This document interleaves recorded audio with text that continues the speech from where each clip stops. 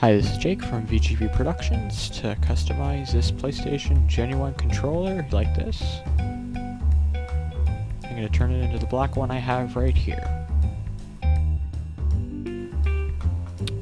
Now, all you need to do, take off the 5 screws. 1, 2, 3, 4. Well, the 5th one's right there. And then between the joysticks, pull in, and then pull the 2 pieces apart.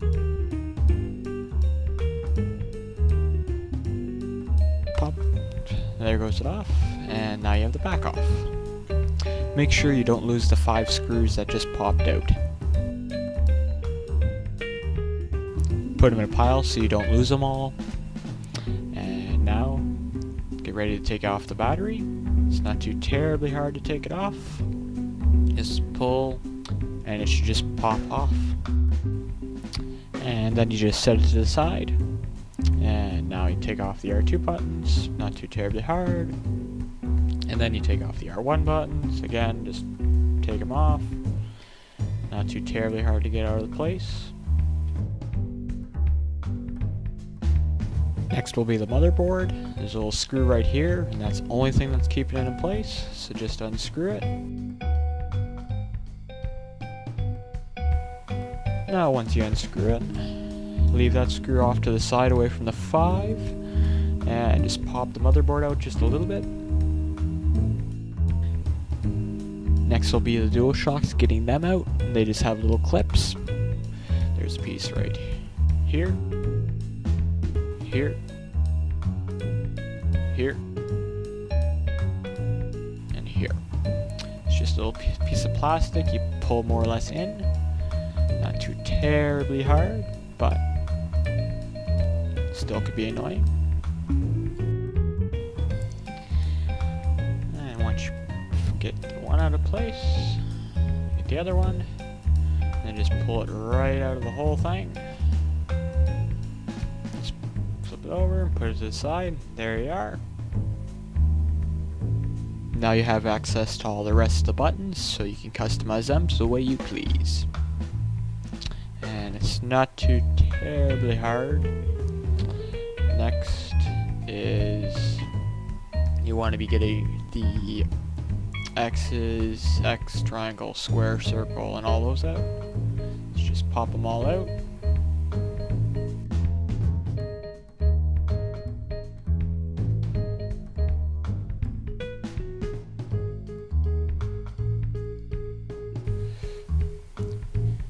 Okay, now you get your other buttons ready.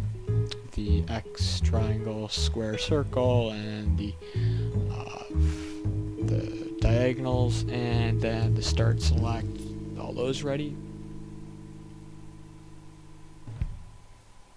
You just pull the R3 and L3 off of the controller, and then line it up so that they look exactly the same going vertically, and then just push them in. It's a little annoying. Took me a couple seconds here to get it in. When I mean seconds, I mean like 2 minutes. Either way, once you get it in, it's not too terribly hard. It's just on and nice and in place. And then we can start on the other buttons. So, first you take out the little plastic. And as you know, the little plastic is what makes it hit on the motherboard to make it do anything. So yeah, just take all the pieces, these little plastic pieces out. And then individually take every single little piece out. First diagonal piece is just one piece, so you can just take it out and just put it back in with the new one in. Nothing too special for it. And put the piece back on the right way. Now the easy way, all you have to do is just flip it over and the 4 buttons will pop out. Now get the 4 buttons, put them to the side, and then get the new ones, and all you have to do is make sure that the bigger piece of it is more or less pointing in towards the middle, and the smaller end towards the out end, and all the pieces should just go in just like so. And then you put the piece of plastic on top. And now you're ready to get the motherboard all back in place, put it so it's right on with all the plastic pieces underneath the R2 button. and make sure the R2 L2 little piece is flipped over, and then you just line it up straight up with the where the analog sticks would be. And I suggest kind of jiggling a little bit and just do what you can to get it in straight. And the easiest way to know if it's in straight is if you can just easily put the dual shocks back into place with little clips. Those should just go all 4 clips really easily. And now once those are in, your controller should be pretty well solid and almost, like, other than the motherboard not being in like screwed down, it should be pretty good. If you hold the motherboard, and all your buttons should be nice and bouncy more or less like they used to be. If they aren't, try it again and keep trying until they're nice and like what you normally would be.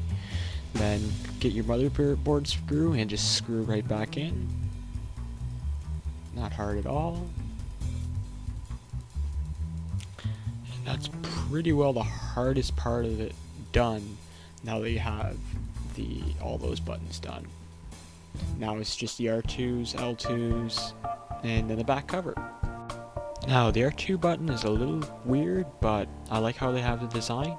Instead of having four pieces like the CECHZC controller is, it is only 3 pieces: the spring, the actual R2 button, and then the piece that actually hits onto the motherboard more or less, so the plastic of the motherboard to make it work. All you do is just pull it right out of place, not too terribly hard. Try and keep the spring right on it, and just slide it into your new R2 button as you would. It's really nice and clean, depending on what mod you get. As I mean clean, I mean how nice it goes in. And there you are. You got your button ready to go. Now you do up your other one. Same thing. You pull it out. Not hard. Keep the spring on it. Hopefully. Now that I have the spring, now slide it in. You'll see where it needs to slide in if you just look into it. And have it so it clicks into place. And you should be alright. And now for the R1 button. What I normally do is I pull out the whole little piece just a bit, and then place the R2 button in. You just kind of push it down and then slide it into place.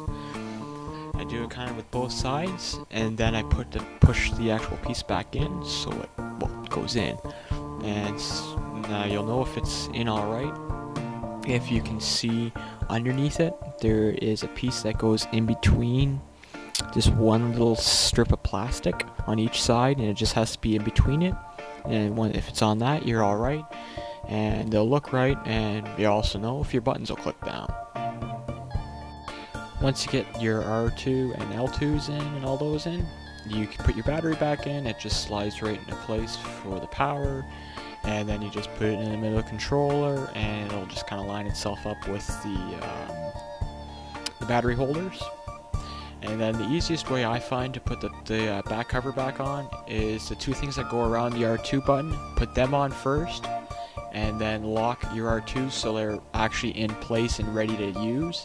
And then you close the whole thing on it. It shouldn't be too hard. But as you can see here, I have the battery in the problem.